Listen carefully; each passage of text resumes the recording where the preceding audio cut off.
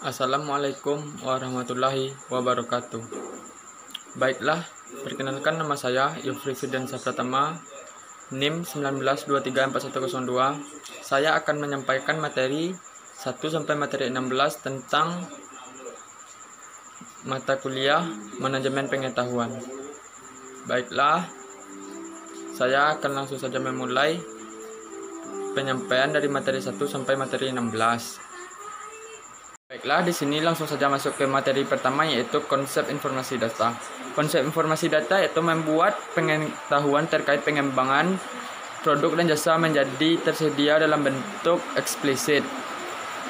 Contohnya terbagi menjadi 3, yaitu mencapai siklus pengembangan produk yang lebih cepat, memfasilitasi dan mengelola inovasi dan pembelajaran organisasi. Ketiga yaitu mendaya ungkit keahlian orang-orang di seluruh penjuru organisasi. Baiklah, untuk materi kedua yaitu sistem manajemen pengetahuan. Di dalam sistem manajemen pengetahuan ini berfokus terhadap dukungan TIC untuk sebuah siklus hidup knowledge management atau instrumen organisasi tertentu yang diterapkan sebagian organisasi. Tindakan manajemen pengetahuan berfokus pada analogi yang diusulkan antara manusia dengan pemrosesan serta pembelajaran. Baiklah, materi selanjutnya yaitu materi yang ketiga. Materi yang ketiga ini adalah siklus manajemen pengetahuan. Di dalam siklus manajemen pengetahuan terdapat 4 bagian, yaitu 1. Build yaitu membangun. Kedua, hold sama dengan memegang. Ketiga, use atau menggunakan. Keempat, fall menyimpan. Di dalam 4 bagian konsep ini kita bisa menggabungkannya, yaitu membangun, memegang, menggunakan atau menyimpan. Terdapat 4. Ke dalam 4 ini sangat berguna digunakan untuk siklus manajemen pengetahuan. Untuk materi yang keempat yaitu model manajemen pengetahuan. Di dalam model manajemen pengetahuan ini terdapat 8 proses atau 8 bagian. 1. Siklus manajemen pengetahuan. Proses manajemen pengetahuan. Ketiga, model siklus manajemen pengetahuan yang utama, yaitu model Zeki, Meyer and Zek 1966, dan siklus manajemen pengetahuan Meyer dan Zek. Selanjutnya yaitu siklus manajemen pengetahuan Bouquet dan William. 6. Siklus manajemen pengetahuan MC Lowry. Yang selanjutnya siklus manajemen pengetahuan Wings. Siklus manajemen pengetahuan terintegrasi berdasarkan 4 pendekatan. Siklus manajemen pengetahuan yang sebelumnya dapat dibentuk skill manajemen pengetahuan, membagi dan menyebarkan pengetahuan, mengakuisisi dan mengaplikasikan pengetahuan. Baiklah, untuk materi yang kelima yaitu menangkap dan kodifikasi pengetahuan. 1. Menangkap dan kodifikasi pengetahuan yaitu pembahasan tahap pertama dari siklus manajemen pengetahuan menangkap dan atau penciptaan pendekatan teknik dan tools.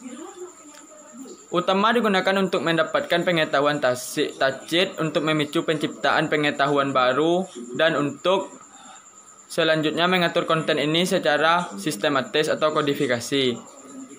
Selanjutnya yaitu introduction atau menangkap pengetahuan dalam sebuah organisasi tidak murni tentang teknologi. Bahkan banyak perusahaan memukakan bahwa IT, ilmu teknologi, hanya memainkan sebagian kecil dan memastikan informasi yang tersedia bagi mereka membutuhkannya. Pendekatan yang diperlukan tergantung pada jenis usaha, budaya, dan cara di mana orang memecahkan masalah. Selanjutnya introduce menangkap. Pengetahuan bukanlah mumi, mekanistik, add-on karena ada hubungan dengan organisasi penemuan dan integrasi. Rupanya dapat menjadi bagian dari bisnis pengetahuan yang ada. Setiap organisasi memiliki sejarah.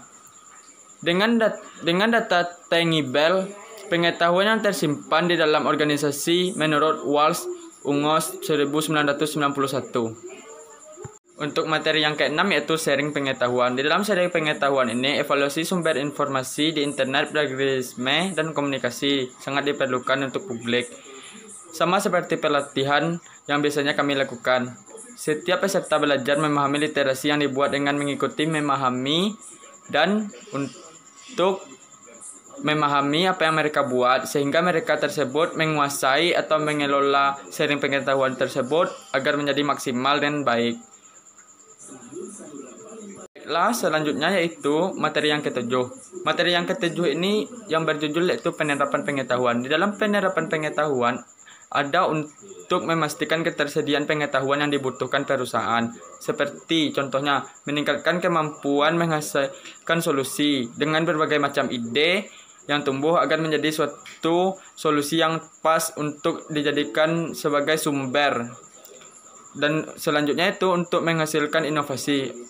Untuk menghasilkan inovasi, kita membutuhkan pikiran-pikiran yang idealis atau orang-orang yang berpikir secara luas dan mempunyai wawasan yang luas, agar mereka tersebut bisa menginovasi orang-orang atau menyampaikan informasinya dengan secara baik agar orang tersebut paham. Ketiga, meningkatkan kemampuan untuk mengikuti tren. Itu bisa dilakukan dengan cara membuat PowerPoint. Salah satunya ya. Dalam membuat cara PowerPoint ini, kita akan mengikuti tren. Jadi kita bisa membuat iklan melalui video apa yang kita unggah, sehingga menghasilkan penerapan pengetahuan yang baik, agar orang tersebut senang dan bisa memastikan apa yang kita bikin atau yang kita gunakan. Baiklah, selanjutnya materi yang ke-8 yaitu budaya organisasi. Budaya organisasi ini memiliki 5 bagian. Langsung saja ya, 1. Peran budaya organisasi dalam kronologi manajemen. Kedua, pendahuluan build in the will come, yaitu teknologi will repel face to face the organization culture of them lingkungan. Budaya organisasi berpengaruh dan menentukan implementasi knowledge management. Kedua, budaya-budaya yang mendasari nilai, kepercayaan, dan kode etik. Selanjutnya, budaya organisasi atau BO adalah pola asumsi dasar ditentukan atau dikembangkan oleh kelompok orang untuk belajar mengatasi masalah. Selanjutnya, elemen kunci BO, nilai lisan dan tertulis. Harapan eksplisit dan implisit perilaku anggotanya, dan ritual kisah dan mitologi sejarah kelompok subtek. Perasaan ditimbulkan dikarenakan interaksi dengan orang lingkungan dengan berbagai cara yang akan ditentukan. Untuk materi yang ke-9 yaitu perangkat manajemen pengetahuan. Perangkat manajemen pengetahuan, teknologi digunakan untuk memfasilitasi komunikasi, kolaborasi, dan manajemen konten untuk menangkap berbagai penyebaran aplikasi pengetahuan. Contohnya yaitu seperti klasifikasi teknologi, knowledge management. Sebagai perangkat yang meningkatkan kemungkinan mengodekan pengetahuan sehingga tersedia bagi pihak lain. Mentransfer pengetahuan untuk mengurangi masalah.